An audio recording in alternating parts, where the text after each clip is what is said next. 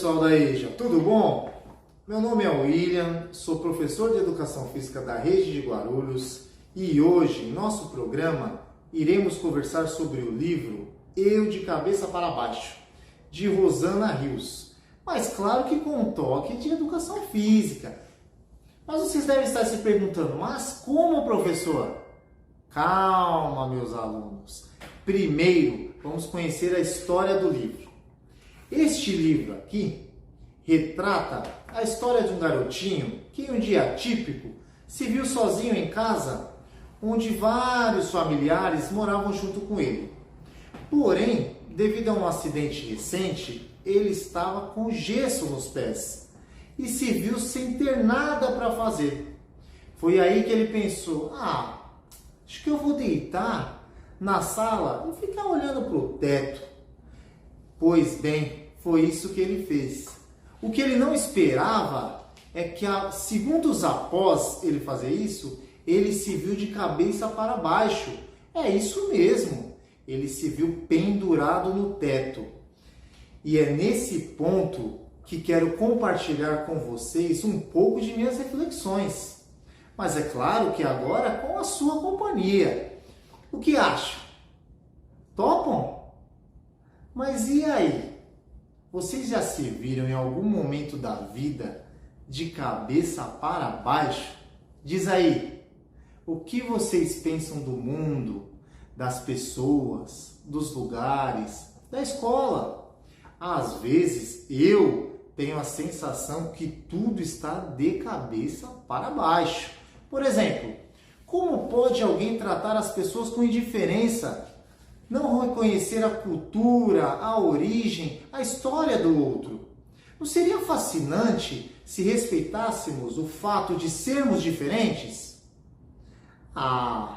É tão bom conversar com pessoas diferentes, diferentes histórias, culturas, pessoas animadas, com mais energia, pessoas mais tímidas, mas cada um com a sua personalidade, com a sua qualidade.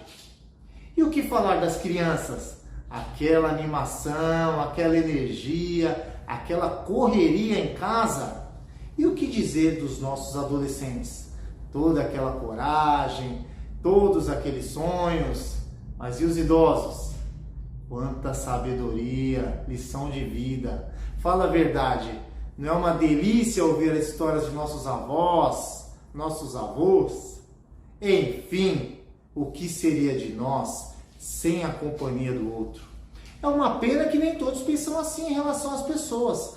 Pois é, tem pessoa que acaba não respeitando os mais velhos, que não aceitam opiniões diferentes, que acreditam que uns são melhores que o outro.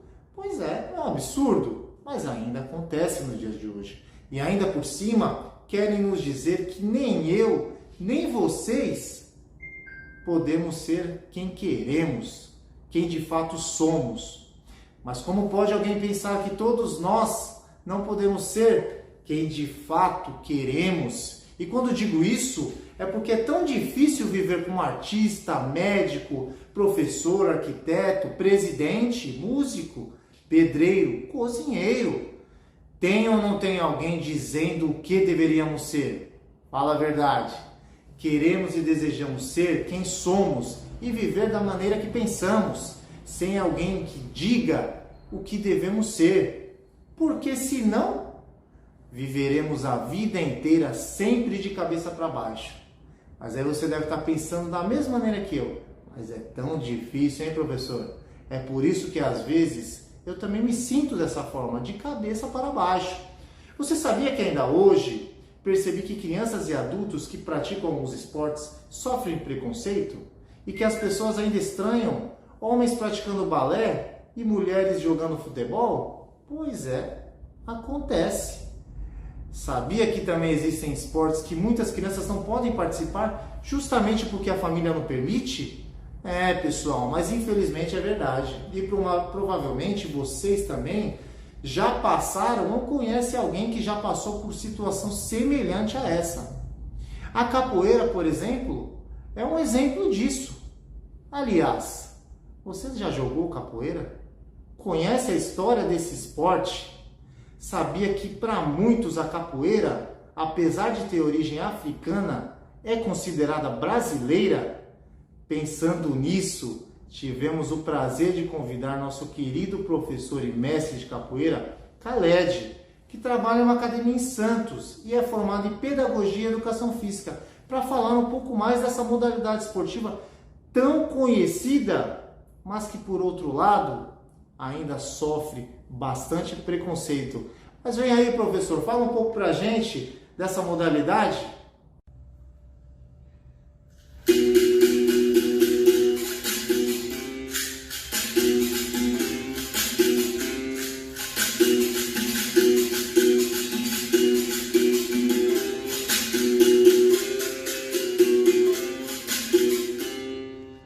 Olá, eu sou o mestre Khaled Barros, professor de Educação Física e pedagogo.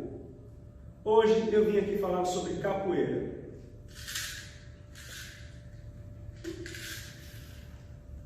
É impossível falar sobre capoeira sem falar sobre a escravidão no Brasil.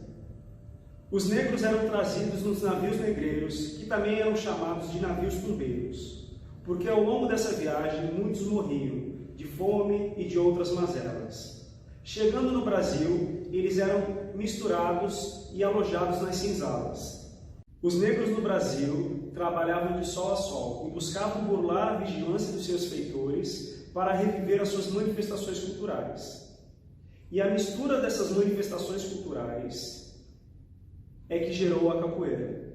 Sobre a origem do nome capoeira, existem duas versões. Uma é a versão rural e a outra é a versão urbana. Na versão rural, acredita-se que o negro burlava a vigilância dos seus senhores e se embrenhava na mata, na qual chamava capoeira. No meio do mato, os negros abriam clareiras e iam reviver os seus folguedos. Comumente eram flagrados e levados ao tronco, com a justificativa de que eles estavam se batendo por mero divertimento.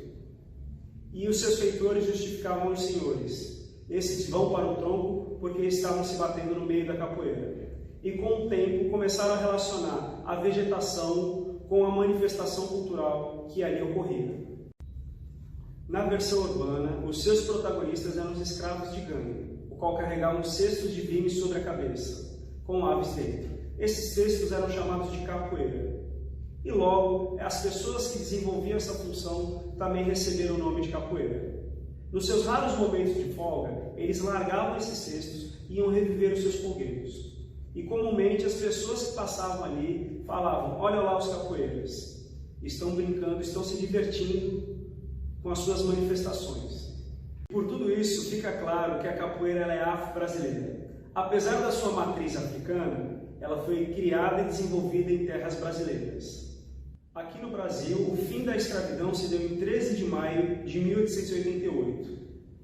A proclamação da República se deu um ano depois. E uma das primeiras medidas da proclamação da República foi proibir a capoeira. A capoeira ela entrou no Código Penal em 1890. Essa realidade permaneceu até a década de 1930. A partir da década de 30, a capoeira é liberada como prática cultural. E a partir daí, ela alcança outras esferas: escolas, faculdades, o exército, associações, em diversos campos. De luta marginal a patrimônio cultural, a capoeira alcançou em 2008 o título de Patrimônio Cultural Brasileiro. Alguns anos depois, em 2014, ela alcançou o título de Patrimônio Cultural Imaterial da Humanidade. Sobre as principais características históricas da capoeira aqui no Brasil, em seus principais polos, Rio, Bahia, Recife e São Paulo. No Rio de Janeiro, ela ganhou contornos políticos, onde destacavam-se as maltas, Gaiamuns e Nagoas. Eram gangues que entravam em constante conflito por conta de atitudes políticas. Na Bahia, ela adquiriu contornos religiosos, principalmente no período em que ela foi proibida e perseguida por lei. Em Recife, ela deu origem ao passo, ao qual conhecemos como frevo. Em São Paulo, destaca-se uma cidade chamada Santos, no litoral paulista. Aqui em Santos, a capoeira ganhou contornos de liberdade, por conta da sociedade santista ser abolicionista e ter feito a sua abolição alguns anos antes. Isso fez com que a capoeira adquirisse características alegres, festivas e acrobáticas. Os principais nomes de capoeira aqui em Santos são Mestre Sombra e Mestre Bandeira, por iniciarem o trabalho com capoeira e popularizarem a arte na região. A partir deles, muitos outros nomes vieram: Mestre Parada, Mestre Ribas, Mestre Cícero, Mestre Valtinho, Mestre Bahia e tantos outros capoeiristas, que ajudaram e ajudam a permanecer esse legado vivo. Você sabe por que jogamos capoeira em uma roda? Acredita-se que a razão histórica é que o negro, ao recriar um círculo, ele revivia histórias da sua terra natal. Mais recentemente, no período pós-abolição, era para demarcar o espaço da população que assistia a uma roda de capoeira. Esta roda de capoeira é composta por 3 berimbaus, 2 pandeiros, um atabaque, um reco-reco e um agogô. A disposição dos instrumentos ela é muito particular em cada escola. Algumas escolas organizam seus berimbaus todos do lado direito, outras totalmente do lado esquerdo. Eu, particularmente, organizo os berimbaus no centro, porque o berimbau é o mediador, é aquele responsável por mediar o jogo. Esse papel de destaque do berimbau tem sua razão histórica por ele ter sido usado como uma arma. E para você, capoeira é uma luta, um jogo ou uma dança? Para mim, a capoeira são os 3. A luta reside na intenção de aplicar um golpe, seja uma queixada, uma armada, uma meia-lua de compasso. A dança se encontra na ginga e nas suas fintas. E o jogo? O jogo vem da palavra jogare, do latim, que significa divertir-se. Por isso que uma roda de capoeira é sempre tão alegre e tão divertida. E por isso fica o convite de você entrar numa roda de capoeira.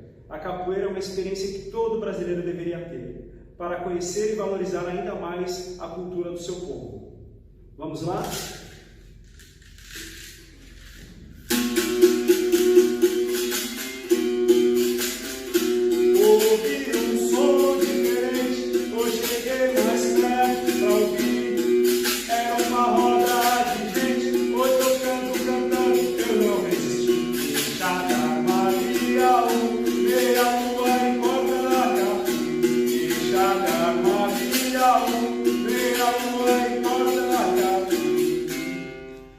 E aí, pessoal, gostaram do vídeo?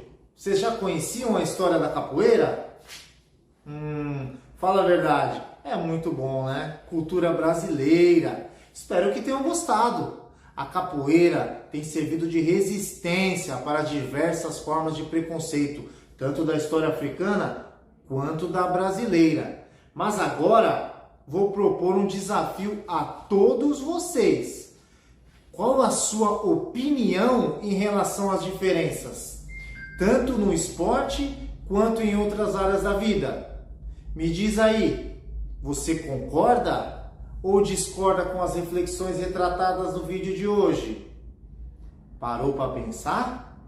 Então, escreva em uma folha de papel, faça um desenho ou encaminhe um vídeo curto sobre essas reflexões.